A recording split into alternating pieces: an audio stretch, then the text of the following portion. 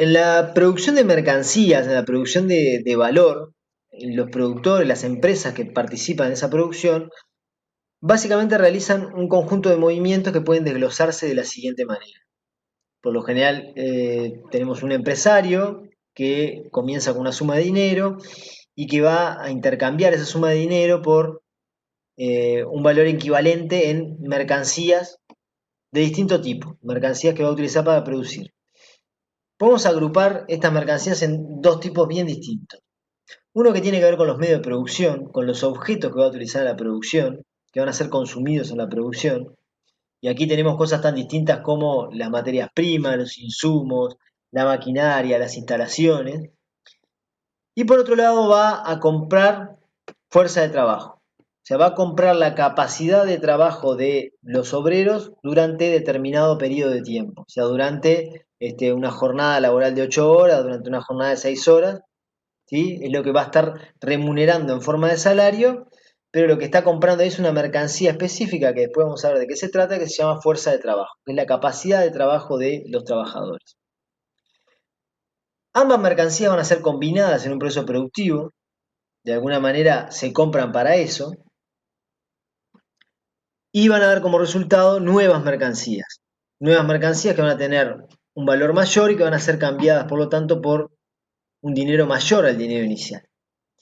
Esto es lo que se conoce como ciclo del capital, esto se repite una y otra vez, y tiene como objetivo básicamente que el dinero final, el valor final de la producción, sea mayor al valor inicial del capital desembolsado. O sea que la D de final, el dinero final, sea mayor que el dinero inicial. Esto es algo bastante evidente, lo vemos en cualquier empresa que lo que busca realizar es básicamente una ganancia, ¿no? Nadie invierte o saca dinero de un banco para comprar medios de producción y contratar fuerza de trabajo si no espera obtener una ganancia, ¿no? Después si la obtiene o no es otra cosa, pero digamos que cuando uno invierte capital está esperando obtener una ganancia. Y esto es básicamente lo que movimenta al conjunto de los productores privados independientes. No es tanto la producción de determinados valores de uso, eso casi que no importa, sino que en el capitalismo lo que importa a los productores, el aliciente, la expectativa, la motivación es obtener ganancias. Si esa ganancia se obtiene vendiendo vaso de vidrio o vendiendo esponjas, lo mismo da.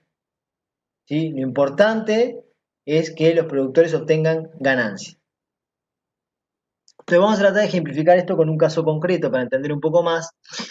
Y bueno, elegimos un caso, un productor de sillas. Un capitalista que produce sillas. Entonces, bueno, tenemos un empresario que tiene un cierto dinero y lo va a invertir. Vamos a suponer que ese dinero es el equivalente a 1.000 pesos y que representa 10 horas de valor. Puede ser 1.000 pesos, 1.000 dólares, 1.000 euros, 1.000 lo que quiera. ¿Tá? Representa 10 horas de tiempo de trabajo abstracto. Ese dinero inicial se va a cambiar por las dos mercancías que vimos. Como va a producir sillas, va a comprar insumos y materias primas relativas a la producción de sillas, clavos, maderas, y va a comprar maquinaria relativa a la producción de sillas.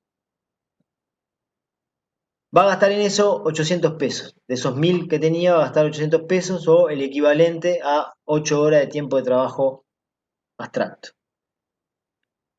Y los restantes 200 pesos los va a gastar en pagar salarios, en contratar mano de obra, ¿sí? En remunerar a la fuerza de trabajo. Va a combinar ambas mercancías, medio de producción y trabajadores, y va a obtener como resultado de esa combinación, de ese acto productivo, obtener 8 sillas, un conjunto de 8 sillas que ya contienen un valor superior al valor inicial que invirtió, ¿sí? Y que por lo tanto se van a vender a un precio superior al dinero inicial con el que comenzó. Se van a vender a 1.600 pesos, equivalente a 16 horas. Porque esas sillas tienen incorporadas, entre trabajo vivo y trabajo muerto, tienen incorporadas 16 horas de valor. Cada silla tiene incorporadas 2 horas. Por lo tanto, hay que encontrar algún misterio que haya ocurrido ahí en el proceso de producción, en la P. ¿Qué sucedió ahí que hace que pasemos de un valor de 10 horas a un valor de 16 horas? ¿De dónde salió ese valor? ¿Cómo se originó ese valor? Bien, nosotros podemos decir lo mismo de otra manera. ¿No? Que es que cuando el capitalista, el dueño de los medios de producción, el dueño del capital, vende la producción final que obtuvo, las 8 sillas, está obteniendo un valor equivalente a 16 horas o la está vendiendo por 1.600 pesos. En nuestro caso, valor y precios aquí estaban en equivalencia permanente. Con ese valor que obtiene por la venta de toda la producción, una parte es como si estuviera reponiendo de alguna manera los medios de producción que empleó. ¿Sí? Recuerdan que había gastado 800 pesos en comprar medio de producción para producir. Bueno, de alguna manera cuando vende toda la producción es como si de esos 1.600 pesos repone 800 de los medios de producción que invirtió inicialmente. A esta porción del capital invertido se le denomina capital constante. ¿Por qué constante? Porque los medios de producción no agregan ningún valor nuevo a la producción, sino que transfieren el valor que ya tienen contenido. La materia prima no agrega un valor nuevo, sino que transfiere el valor que ya tiene contenida la materia prima. ¿Sí? O sea, si yo tengo madera por 500 pesos y produzco silla, bueno, la silla me va a valer esos 500 pesos que consumí íntegramente en producir las sillas, más el resto de los insumos y el trabajo agregado. ¿Sí? Pero ese valor de las maderas se va a transferir directamente al valor final de las sillas. Con 200 pesos, recordemos que había cubierto, es como si hubiera cubierto, con 200 pesos de los 1.600 que obtiene, es como si hubiera cubierto lo que desembolsó inicialmente en remunerar a la fuerza de trabajo. Pero la fuerza de trabajo sí tiene una particularidad respecto a los medios de producción, y es que la fuerza de trabajo sí agrega valor. Porque recordemos que el valor, en definitiva, es trabajo humano, es trabajo abstracto. ¿Sí? Entonces, ¿qué es lo único que agrega valor? Y el trabajo humano. De forma abstracta, pero el trabajo humano. Entonces, cuando el capitalista contrata fuerza de trabajo y la pone a producir, esa fuerza de trabajo está agregando valor por encima del que ya tienen contenido los medios de producción. En este caso, ¿qué pasó? Que la fuerza de trabajo agregó un valor equivalente al de sí misma, equivalente al valor con el que fue remunerada, y además agregó un plusvalor, un valor por encima del valor con el que fue remunerada y que quedó en manos del capitalista por ser el dueño del capital, por ser el dueño de los medios de producción. ¿Sí? Este plusvalor, este valor por encima del de la fuerza de trabajo, pero que es agregado por la propia fuerza de trabajo, es lo que está por detrás, es lo que está en el origen de la ganancia. ¿Sí? Y claramente esta plusvalía surge de una parte del trabajo agregado por la fuerza de trabajo que no le es remunerada a la fuerza de trabajo. Hay una parte de valor que agrega la fuerza de trabajo que no vuelve en forma de salario a la propia fuerza de trabajo. Vamos a hablar un poco más fino en esto. Primero que nada tenemos que entender qué es la fuerza de trabajo. ¿Sí? Y entender qué es la fuerza de trabajo en la sociedad capitalista. ¿Qué es el trabajo asalariado en la sociedad capitalista? Bueno, primero que nada, el trabajo asalariado, la fuerza de trabajo es una mercancía. ¿Sí? O sea, es algo que se compra y se vende y que tiene una utilidad. ¿Cuál es la utilidad?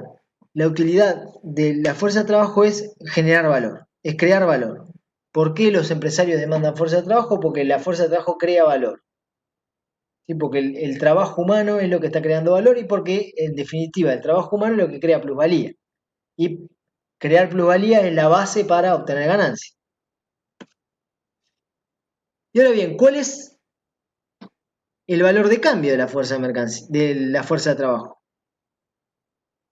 Acá ya nos metemos en un tema bastante escabroso, porque Nosotros dijimos que el valor de cambio de las mercancías está determinado por el tiempo de trabajo socialmente necesario para producir.